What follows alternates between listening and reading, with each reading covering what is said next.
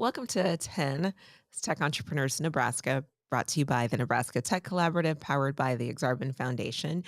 I am Shauna Dorsey, the Executive Director of the Nebraska Tech Collaborative, here with my guest. I'm used to saying co host because Brian's usually around here, but with my guest. And you are? Dusty Birge, CEO of Fast Forward. Awesome. Thanks for being with us. So this is Dusty's second time on 10. The first time we recorded, we were at LinkedIn. Mhm. And thanks for being flexible. I know we had to make that work, but that's what we do here at the NTC.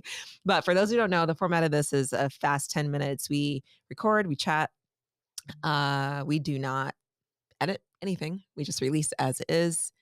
And that's kind of the format. So those of you who didn't see the first episode, you certainly can go back and watch it. But maybe, Dusty, if you can tell us like the short version of how you got here, and then we'll refer you to the previous episode for more details. Sure.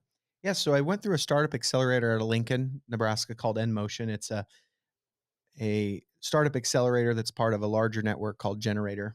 And I was invited to fill out an application actually during COVID. And Hmm. so I filled out an application to create a startup. I went through that, and through that process created an entity called Fast Forward. And we automate the inspection of power lines using a vehicle mounted camera from the road.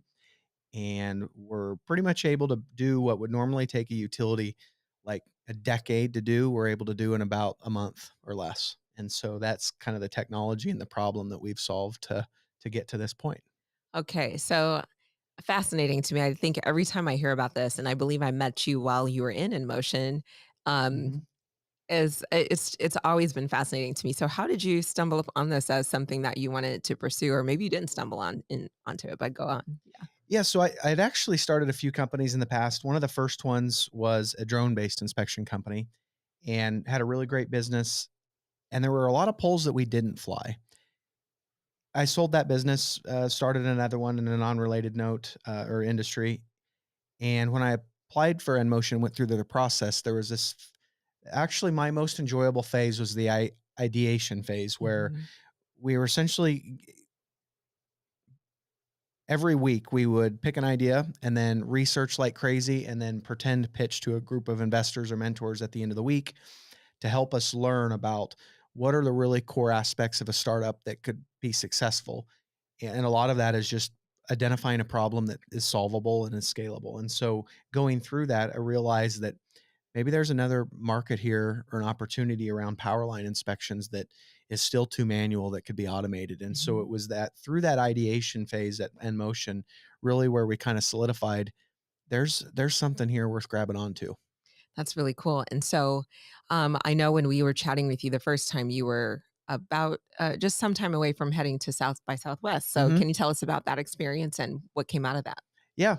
So I learned how to pitch to investors, I guess, through the process, and I filled out an application to compete at South by Southwest. They did a remote screening to down select, and then we were selected as one of the top 5 in the enterprise and smart data category. And South by Southwest is a international creative um, event. Mhm. It's held in Austin. I don't know if it's annually in Austin, but that year it was in Austin last year.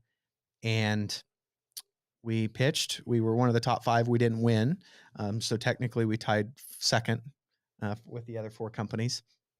But it was a really unique experience to see.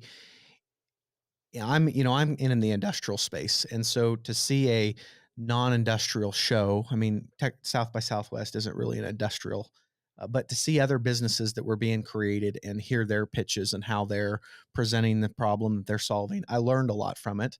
We actually picked up a few investors from that. That one, they came on board and then they made some introductions, and Mhm. that's really helped us close out our investing round. Was through a pitch competition, I Yeah. guess.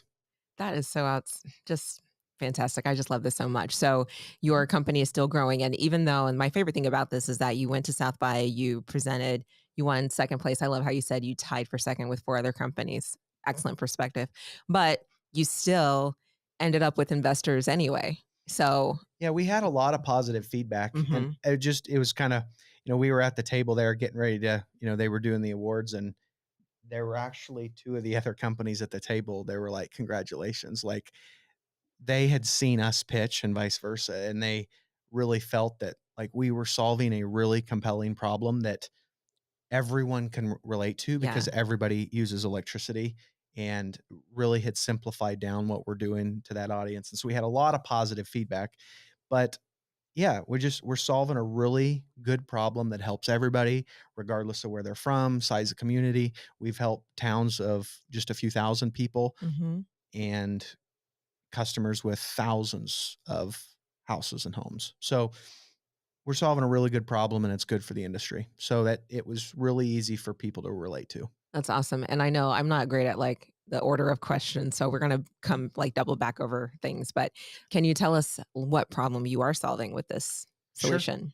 Yeah, so right now there's so many electric poles. It's actually the US electrical grid is actually the largest machine on earth Hmm.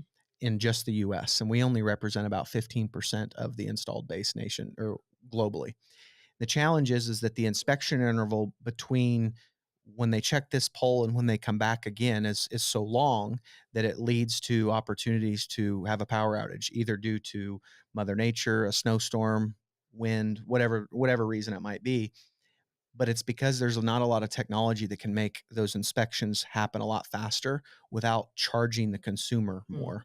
Mm-hmm. And so what we've enabled is a utility to scan their system in less than a month, and it puts them in a position to inspect it more frequently and hopefully proactively catch issues, prevent an outage. And what is, I guess, really common topic is wildfires now. I mean, there's some fires in Nebraska last year, and then there was the fire in Maui. And so there's a lot of talk about wildfires. And in electrical applications, when these components fail, they generate heat, and Hmm. sometimes sparks fall to the ground. And that's how a fire can start. Hmm. Well, if you can prevent the outage to begin with, you've directly impacted wildfire potential. And so we've presented a solution to utilities where it is cost effective just in outage mitigation, not to mention the legal and stuff that they're avoiding as well. Yeah, that's fantastic.